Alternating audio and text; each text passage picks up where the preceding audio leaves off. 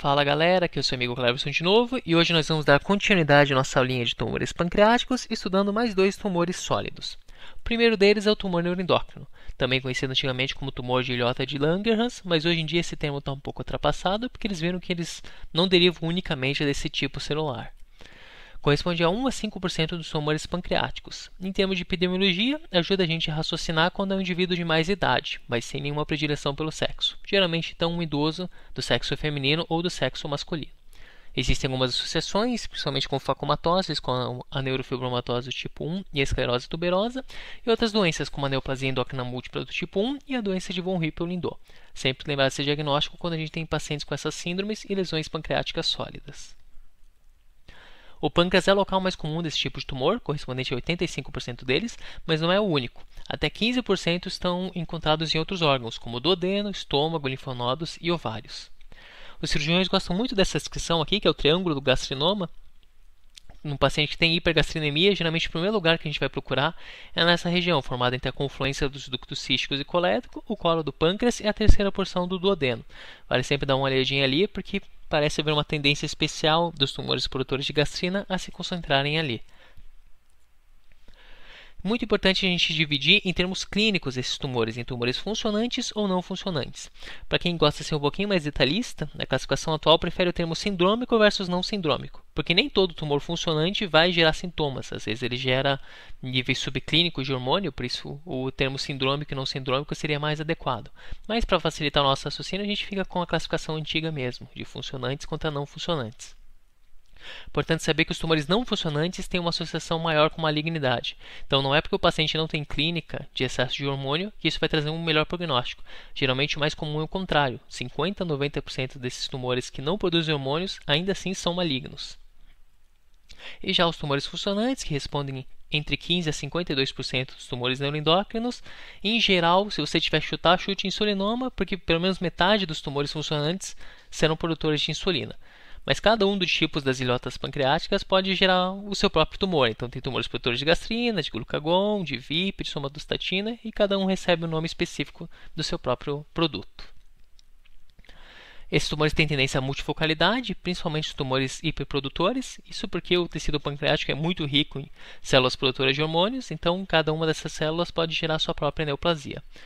Exceção é insulinoma. Então, se você tem um paciente com uma clínica sugestiva de insulinoma, se tiver uma lesão única, muitas vezes só essa lesão pode ser responsável pelos sintomas. 90% deles são unifocais.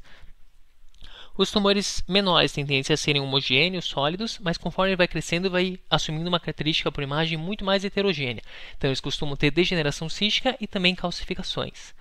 Esses tumores, quando vão crescendo, têm também uma tendência ao envolvimento linfonodal, invasão vascular e metástases. A gente vê aqui nessas duas tomografias, exemplificando o que eu acabei de falar. Logo na primeira imagem, a gente vê um componente cístico no interior de uma lesão sólida relacionada à cabeça do pâncreas. E descendo um pouquinho o corte, a gente vê também calcificações e já uma metástase hepática. Essa característica de tumor sólido cístico com calcificações fala bastante a favor do tumor neuroendócrino. Já na ressonância magnética, alguns sinais que ajudam a gente a chegar nesse diagnóstico. A tendência dos produtos dos tumores neuroendócrinos é fazer um tempo de relaxamento mais curto, tanto no T1 quanto no T2, resultando isso então num sinal mais baixo do que o restante do parênquima no T1 e num sinal intermediário a alto nas sequências ponderadas em T2.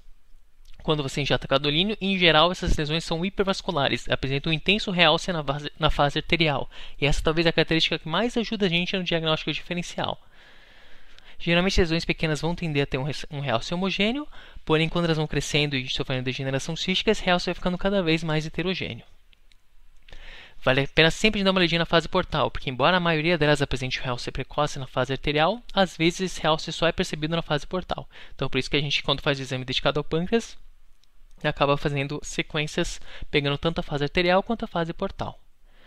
Aqui umas imagens só para ficar mais claro, a gente vê aqui essa grande lesão sólida com um componente cístico indicado pelo asterisco, e ao lado, quando a gente injeta contraste, a gente vê que ela tem um realce heterogêneo, bastante intenso na fase arterial, a gente vê que é até parecido com a cortical do rim, mas tem áreas de degeneração cística que não realçam.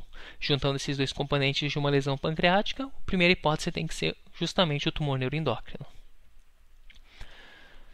As metástases que esses tumores apresentam tanto para o fígado quanto para os linfonodos tendem a seguir as mesmas características da lesão mãe. Então, o padrão de realce vai ser muito parecido, hiperrealce na fase arterial.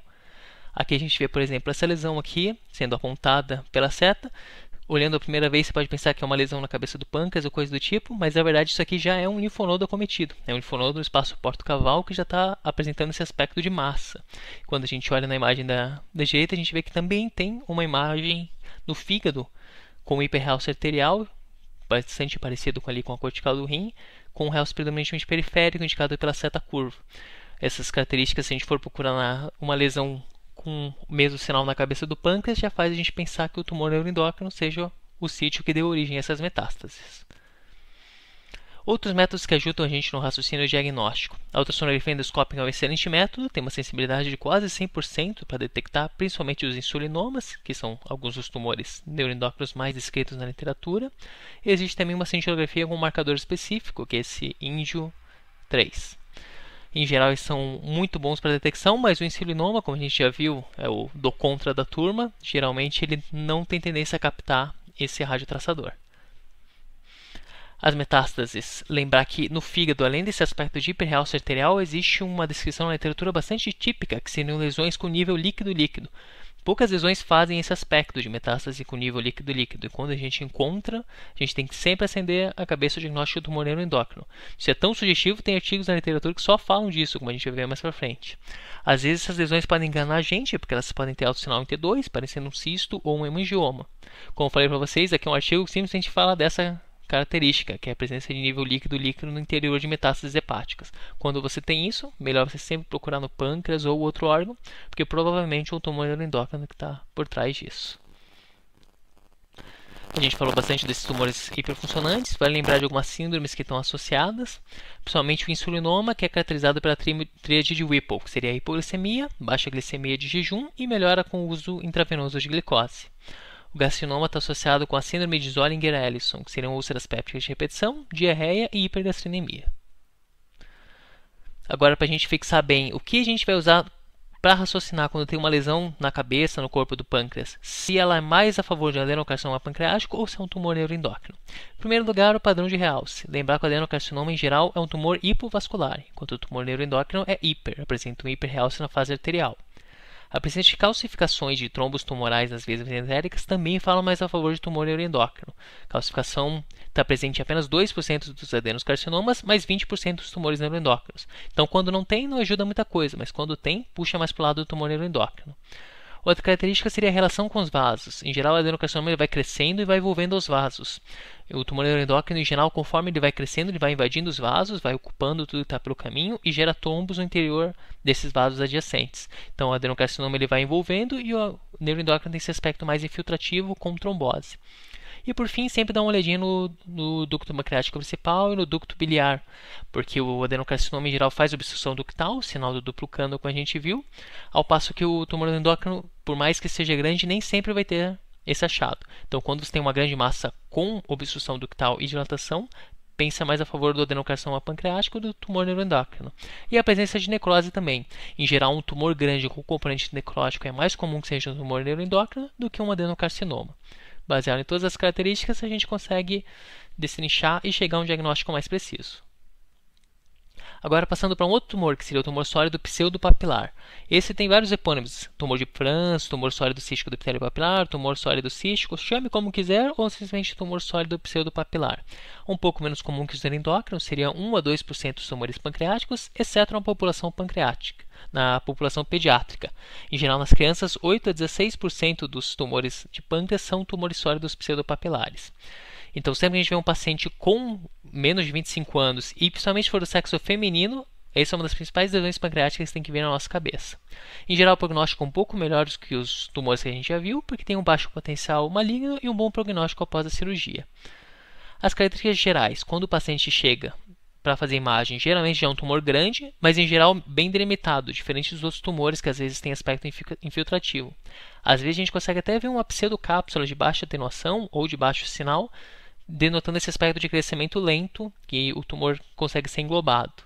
O local mais comum é a cauda e o segundo lugar é a cabeça. Então, quando você tem um tumor na cauda num paciente de idade mais jovem, geralmente ajuda a pensar ainda mais nesse tumor sólido pseudopapilar.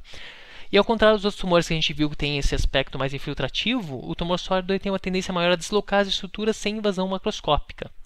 E raramente esses tumores, mesmo quando grandes, vão gerar obstrução ductal, sinal do duplo cano, que nem a gente viu no adenocarcinoma pancreático. Então essa é outra característica que ajuda no raciocínio. A gente vê aqui então essa massa não localizada tanto na cabeça, mas no corpo do pâncreas, e percebam que apesar de ser relativamente grande, ela é bem delimitada, não tem um aspecto infiltrativo em comparação com o restante do parênquima, dá para quase desenhar com lápis a cápsula que o envolve.